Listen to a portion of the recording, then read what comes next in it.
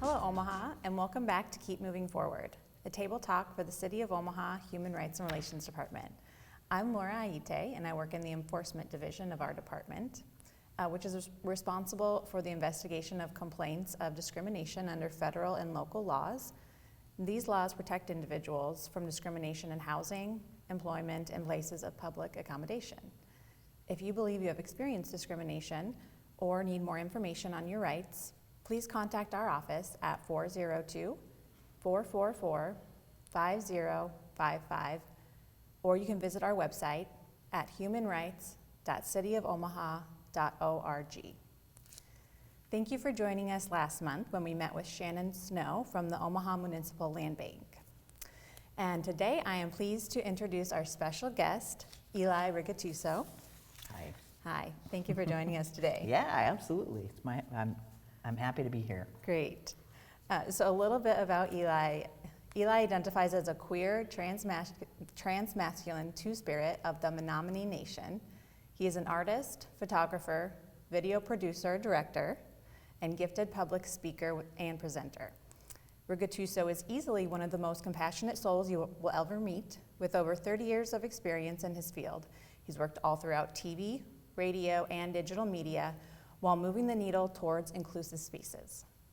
A gifted public speaker and presenter, Eli created Speaking of Happy.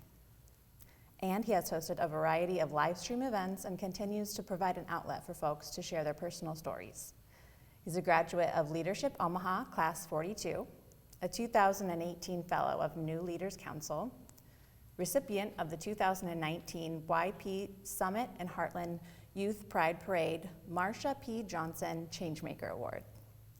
He was a founding member of and served on the board of Heartland Pride, the local 501c3 that produces the annual Pride Parade and Festival in Omaha. Rigatuso was also a 2018 to 2019 Purple Profiles of Courage Ambassador for the Alzheimer's Association of Nebraska, sharing his journey with his mom and dementia. In addition, Rigatuso created and co-hosts a virtual talk show called Frankly Speaking, and that focuses on transgender and non-binary voices and having frank conversations about their personal experiences. They have a live stream event every Friday at 6 p.m., which you can visit in the following places: youtube.com/speakingofhappy, facebook.com/speakingofhappy, and twitch.tv/speakingofhappy. And no matter when you show up, you can ask questions through the live chat. Yeah. So we would like to show a quick clip of Eli accepting his Changemaker Award. I'm standing here today being seen, heard, and affirmed, and I am the first openly transgender person to be given this honor.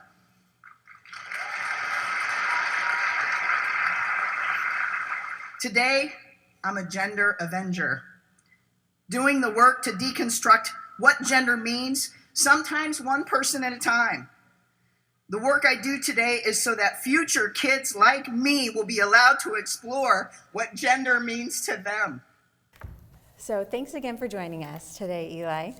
And as we know that June is Pride Month. Yep, it is. So could you tell us a little bit about the history of Pride and the significance of that? Yeah, absolutely. You know, one of the things that I think is really important, you'll hear people say that if you don't know where we've come from, right, we're kind of destined to repeat these things. Right. And that's kind of the history of Pride. Mm-hmm. When we take a look at where it started, it wasn't really a celebration. It wasn't a festival and a parade. It was actually a riot. Mm-hmm. And it started, historically what had been happening is that there were raids on bars that were allowing folks who were LGBTQ plus to be in these places, because back in the 50s, 60s, it was actually, it was considered a mental illness to be LGBTQ plus, okay? And so they were raiding these bars and they were arresting folks who were gay, lesbian, bisexual, transgender, people who were cross-dressers, and they really felt as though they didn't have any rights at that point. And then one day in June of 1968, it was June 28th, like the evening of the 27th into the morning of the 28th, that there was another raid happening at the Stonewall Inn in New York City, and they fought back. Yeah. So it was 3 transgender women of color and 1 lesbian woman who is also a woman of color, who basically said, hey, you know, what are we going to do? We got to stop this. It's time to stop this. Right. And as if we think about it, there are resistance efforts like that happen a lot. We saw a lot of them last year. Yes. After the murder of George Floyd. A lot of these things have similar streams. So it's understanding that history, understanding and looking up and reading the stories of Marsha P. Johnson, Sylvia Rivera, Miss Major Griffin Gracie, and understanding what they did. The only sole survivor of that event that we know of, name-wise, is Miss Major Griffin Gracie. Right. So she is still living today. Yes. And I think it's so important that you bring this up, and especially bring these names up.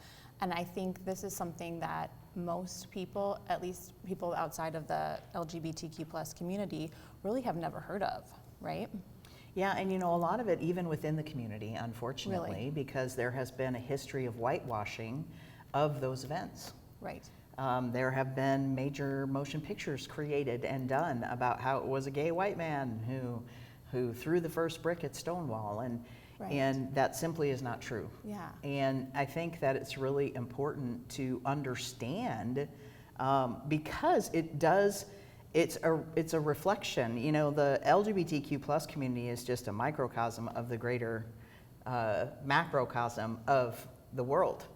You know, we have all the same types of issues within our community as that we find out in the world anyway. You know, when I came out as trans in 2015, I was having to educate some of my LGBT brothers and sisters Right. and siblings about what it was to be transgender. You know, as human beings, we kind of collapse sexual orientation and gender identity. And the minute you tell someone that, well, my gender identity that I was assigned at birth may not be the gender identity that I believe that I am intrinsically. And people are like, oh, wait a minute, but you say that you're gay, so, and you've always, like, you date people who are of the same sex, so does that mean you're gonna now date men? And I'm like, no. My sexual orientation and my attraction is separate from that. Right. And so it's important to understand and learn these things. And you know, coming out at the tender age of 50 in 2015, I faced a lot of discrimination within my own workplace. Really? That because of a lack of understanding, because of a lack of knowledge, basically. That's what ignorance is. It's a lack of knowledge. Right. And even in my efforts to attempt to get them to be proactive about training, that didn't happen. Really? Yeah, and so I was training folks within my work group one-on-one. I was having to, you know, kind of like mitigate my own risk in regard to how I conducted myself at work. I mean, there were just a lot of things. It's kind of a multi-layered set of issues.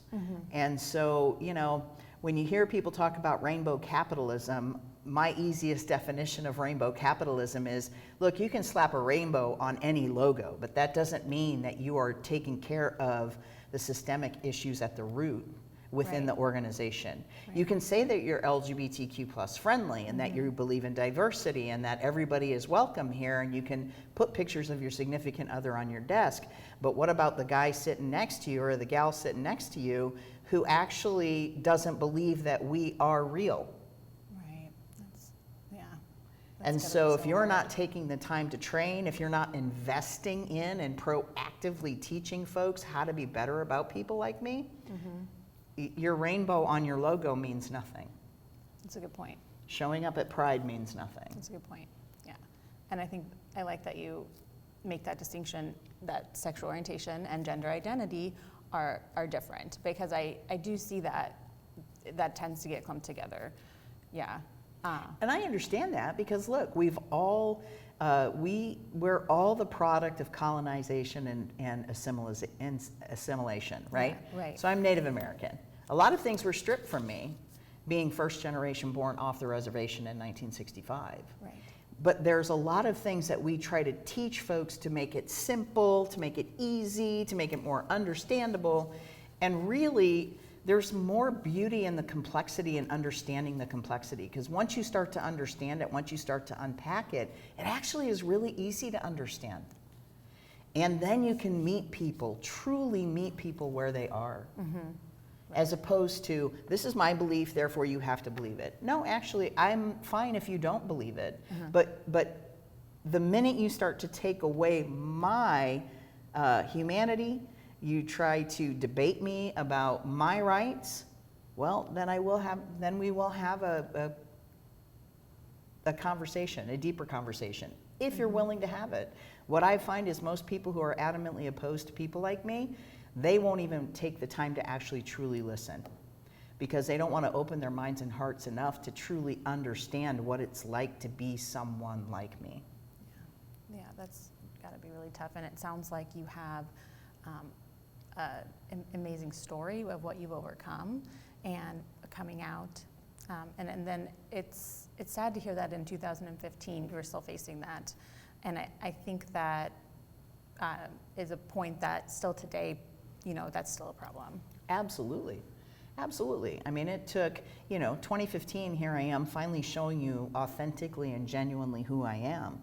And then facing a lot more stigma and discrimination within the workplace, the ways in which people were wanting to deny me of my identity. Even just mispronouncing my name. Mm-hmm. And, it's kind of interesting because I'm not asking for a lot.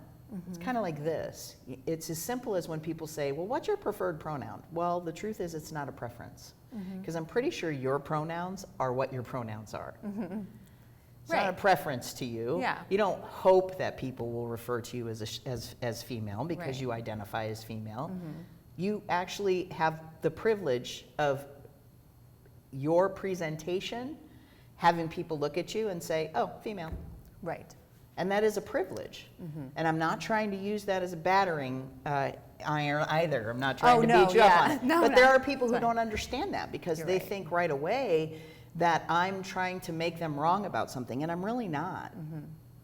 But understanding that you can walk out in the world and people are going to gender you properly based on all of these silly things that we were taught about gender and gender presentation, right? Right. They're all standards of beauty and norms that we've adopted that aren't necessarily true. Like, I get misgendered today because I have long hair. If you take a moment to talk to me about what my long hair means to me and my indigenous self, you're going to gain a greater understanding. Native men, their hair is sacred. Mm-hmm. Most Native men that you meet with long hair understand that sacredness. Right, yeah. And so I had that stripped from me as a child because here I'm born assigned female, right? Right. My mom wanted me to have long hair, but it was because girls are supposed to have long hair. Mm-hmm. I didn't want long hair. I hated my long hair. I fought it and even fought all of that internalized stuff that I was taught to believe about gender and gender identity. Mm-hmm. It wasn't until my mid-20s when it finally dawned on me, I actually get to choose what's okay for me. Yeah. But it took a while for me to pull myself out of the, what are people going to think if I have short hair? Are they going to start to think? Then they might know about my true secret. Yeah. Like, I wasn't ready to fully be me. Mm-hmm. I had a whole lot more to learn. We all do. Yeah. But most of us aren't willing to be self-reflective enough to do the work of learning. Mm-hmm. Right. And so when people are doing the learning or when they need to do the learning, what do you think is the largest misconception or the biggest obstacle that you face in trying to educate people about the topic? Well, the largest misconception is that they're just men and women. That there are only men and women. Right. We are a rainbow. That's why I have Rainbow Batman my 2 rainbow Batmen with me today, because we're a rainbow of so many things. Our self-expression is a rainbow of opportunity. It isn't oh, hey, born assigned female, so therefore you only get these things. Yeah. Right? You can't do all these things over here because they're meant for men. No, that's not true. We have folks who are breaking those binary beliefs now, mostly the young people, and there are girls who are playing football, baseball, basketball. They want to, like, they're starting to break down this binary belief that we have to separate ourselves even within sports. Yeah, right. And that's a very contentious topic. You're right, it is, yes. I mean, this year alone, there were more than 130 anti-trans legislation bills attempting to be passed across the U.S. Wow. That's so sad. And all it was is they're wanting to keep these young kids, these young trans kids, prevent them from participating in sports with the gender they identify with. Right. So they're saying if you're born assigned female, you have to play sports with females. If you're born assigned male, you have to play sports with men or boys. Well, the truth of the matter is that when we're talking about young kids, all of the things that we think might be true about the differences in men and women really aren't true, especially when we're young. Right. Yes. Right? I agree. There are gifted athletes, but there are gifted athletes who are male, female, and everything in between. Right. Yes. You know, and it's our young people. This is why I love the youth so much, because they're doing more Googling, I should say. They're doing more learning because they're realizing that there's something about them that isn't normal, they say, but actually it's truly normal. But they've been taught it's not normal. Right. Yeah. And so it's deconstructing all of these things and understanding that, you know, we're really talking about kids here. We have young transgender folks as young as 10 years old going to their city councils and testifying on their behalf across the U.S. Yeah, that's powerful. It is, but it's sad because there are still so many people who are just like, nope, nope, nope, you were born with that body part, so therefore you are that. Well, I don't walk around telling you that I got a cool man finger. Right. You know, we gendered a part of our body that I think it's really sad. They're just reproductive organs. That's it. Yeah. You know, so there's a lot of misunderstanding that, you know, yeah, I get it. We're not all going to go and specialize in gender studies. We're not all going to go back to college and learn those things. But there are plenty of videos.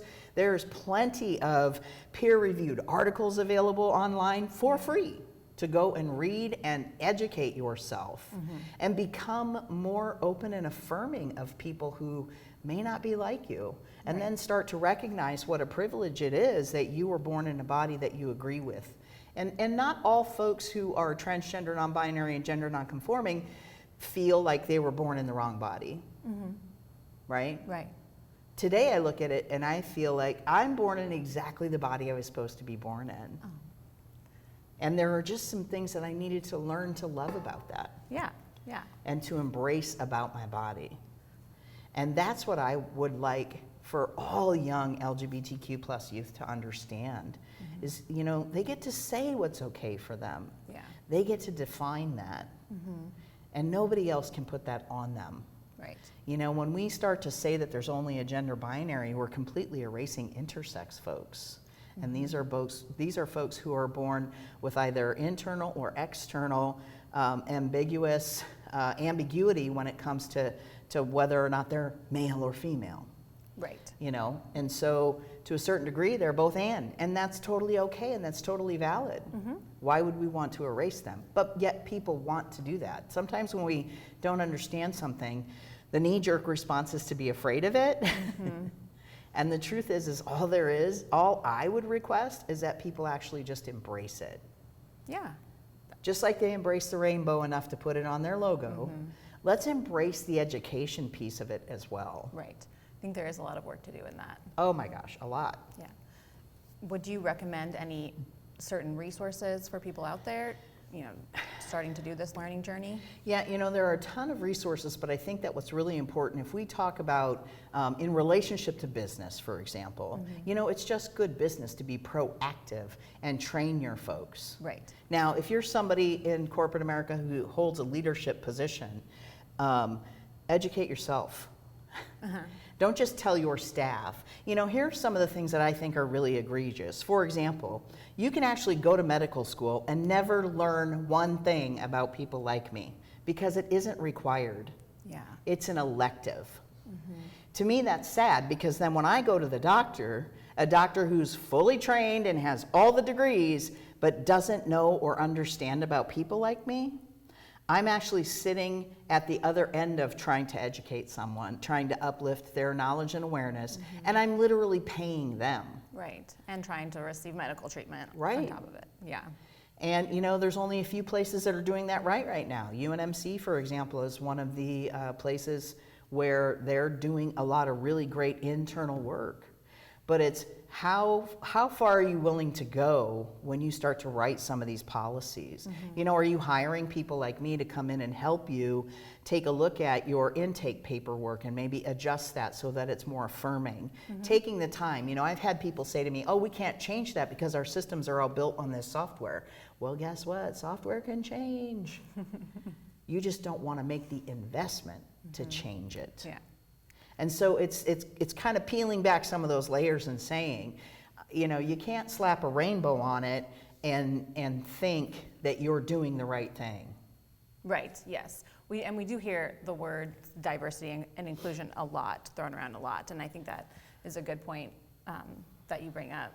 A lot of people don't feel included in the workplace and other places, obviously, as you explained. Well, and the other thing, a lot of people that do the diversity, equity, and inclusion work within that space, when they're talking about gender, they're literally talking about the differences between men and women, and that we've women are paid less, but they don't even think about all the women that includes, because that does include trans women. Yes, right. Right?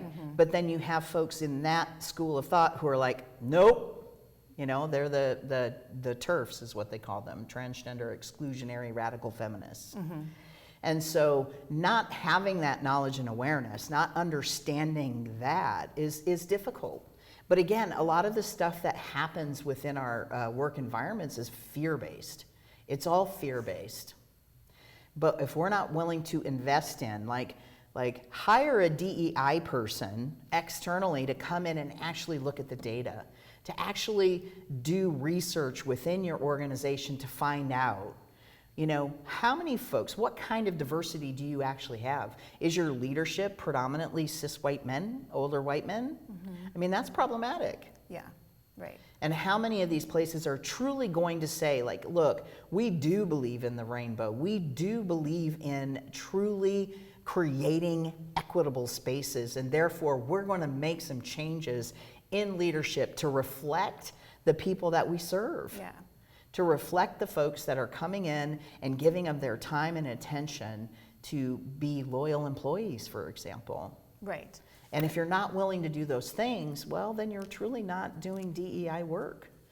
If you're not dismantling gender as it relates to folks who are transgender, non-binary, and gender non-conforming, you're not really doing the work. Right.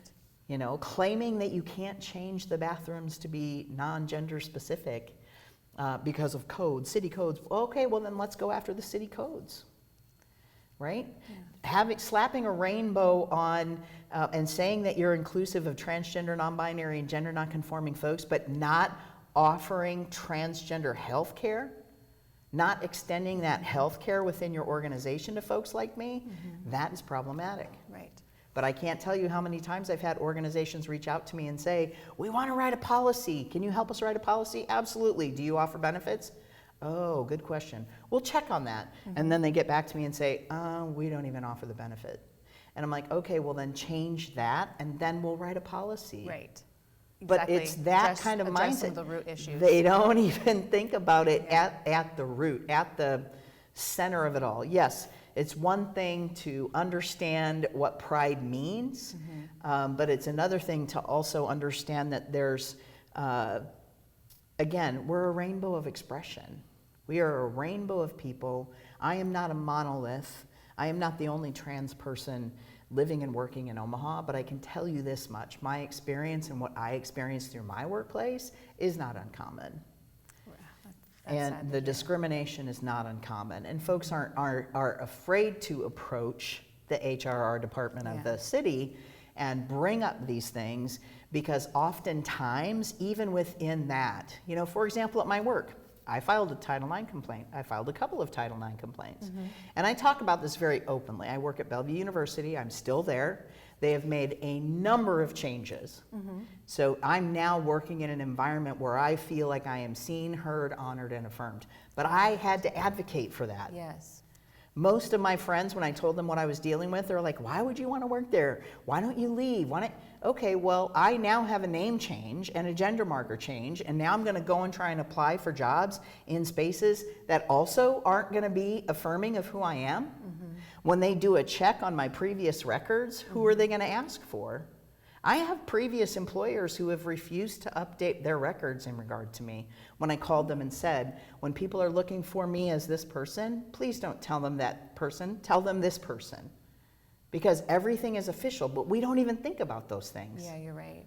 Yeah. And so there's so much depth to it that if folks aren't willing to actually talk to people like me, who are transgender and non-binary and gender non-conforming, and when they're instituting these policies and these changes, they're basically just putting a Band-Aid on a gaping wound.